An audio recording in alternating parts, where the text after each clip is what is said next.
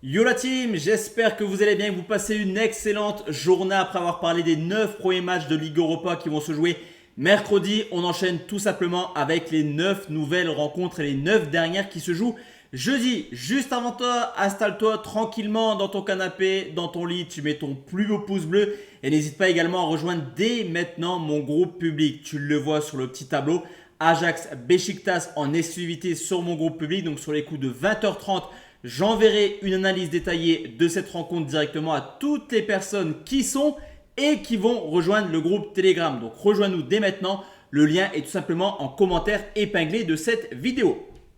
On commence tout de suite avec le Fenerbahçe qui reçoit l'Union Saint-Gilloise. Retrouvailles entre les deux clubs où le Fener s'était imposé l'an passé en disposant de l'Union aller-retour. Deux équipes qui vivent un début de saison assez compliqué, que ce soit du côté du Fener qui compte déjà 5 points de retard sur Galatasaray, mais également éliminé de la Ligue des Champions.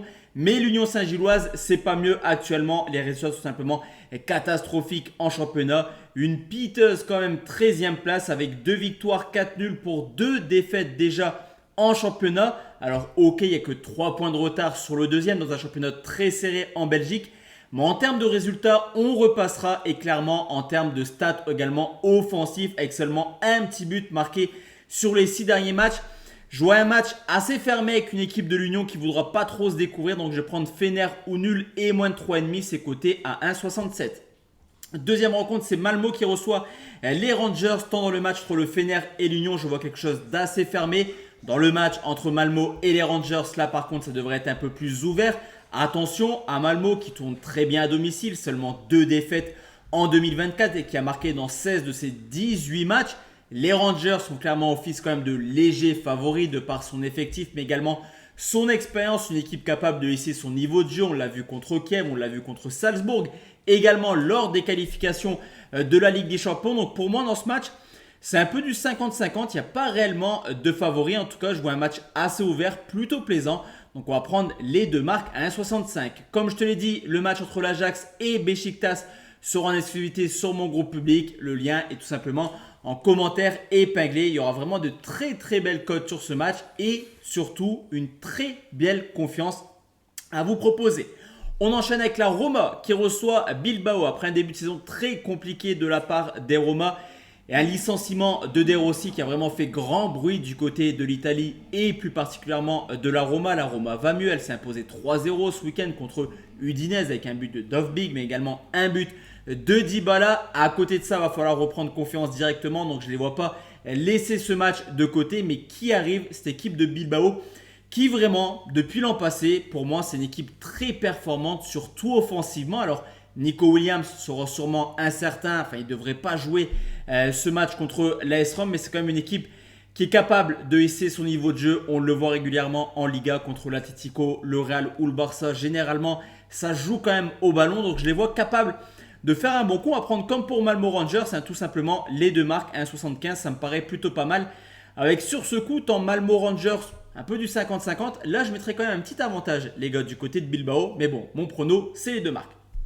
On enchaîne avec Braga qui joue contre le Maccabi Tel Aviv, une équipe de Braga qui est habituée à jouer justement cette Coupe d'Europe, 10e participation de suite à la Ligue Europa, une équipe de Braga qui l'a aussi fait office de favori à domicile, en tout cas pour les bookmakers, mais alerte également, un petit peu comme Bilbao du côté de la Roma, cette équipe du Maccabi prend également pas mal d'expérience dernièrement avec l'arrivée de l'Europa League à 36 équipes, l'arrivée de la Conference League, forcément des équipes un peu plus faibles vont prendre un peu plus de confiance et surtout un peu plus d'expérience dans ce genre de compétition. Et quand on voit que Braga a clairement galéré contre les Servettes et le Rapide, au contraire du Maccabi qui a remporté ses 4 matchs européens en marquant 13 buts au total, je me dis que là aussi il y a match. Et encore une fois, je vais prendre le même pronostic. Alors ça m'embête de proposer 3 fois les deux marques, mais je vois des matchs très ouverts sur cette journée de jeudi, donc je vais prendre les deux marques à 1,68. Francfort qui joue contre Pilsen. La cote de Francfort, juste avant d'analyser ce match, est la 1,34. Autant dire que tu l'avais vu dans ma vidéo de pronostic sécurisé. Cette cote est totalement ridicule. Tant Francfort à domicile est le roi du nul. 8 nuls l'an passé en Bundesliga. 2 petites victoires en Coupe d'Europe en 5 matchs. Au contraire de Pilsen qui certes, on ne va pas comparer le championnat tchèque au championnat allemand, mais en tout cas Pilsen est plutôt performant à l'extérieur.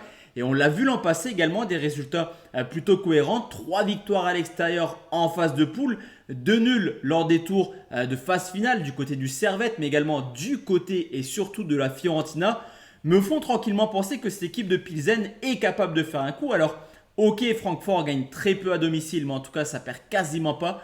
Donc, je prends un nul remboursé si Francfort à 1,51. De 1, la cote est beaucoup plus intéressante. De 2, encore une fois, on sécurise notre avis. Le Steaua Bucarest qui joue contre RFS, quand je te parlais un petit peu de toutes ces nouvelles compétitions, dont la Conference League, qui permettent à certaines nations de placer des clubs. RFS est clairement l'exemple type. Deuxième participation pour un club laiton aux phases finales de Coupe d'Europe. Une équipe d'RFS qui forcément jouera sans aucune pression, on va dire, du côté du Steaua Bucarest, qui réalise un début de saison tout simplement catastrophique. J'étais plutôt hypé parce que c'est l'un des premiers championnats qui avait repris. J'ai regardé les 2 premiers matchs du Steaua. Je trouvais que c'était intéressant. Mais en tout cas, force est de constater que cette équipe n'avance pas du tout actuellement. Alors, en termes d'effectifs, c'est largement supérieur à RFS, on va pas se mentir. C'est la raison pour laquelle j'ai failli vous proposer RFS marque un but à 1,51. Mais je vais plutôt prendre un plus de 2,5 parce que de 1, je ne serais pas surpris de voir RFS venir s'imposer au Steaua. Mais également, on ne peut pas exclure une large victoire 3-4-0. Bucarest a quand même 3-4 niveaux au-dessus d'RFS. Donc on prendra un plus de 2,5 à 1,78.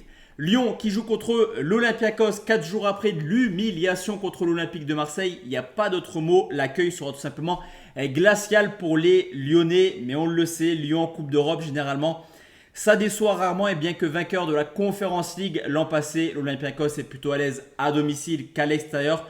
Dans ce nouveau format, il vaut mieux prendre l'Olympiakos à domicile que de se déplacer là-bas. Alors ok, il y a eu des victoires convaincantes l'an passé. Je pense à cette victoire 4-2 du côté d'Aston Villa.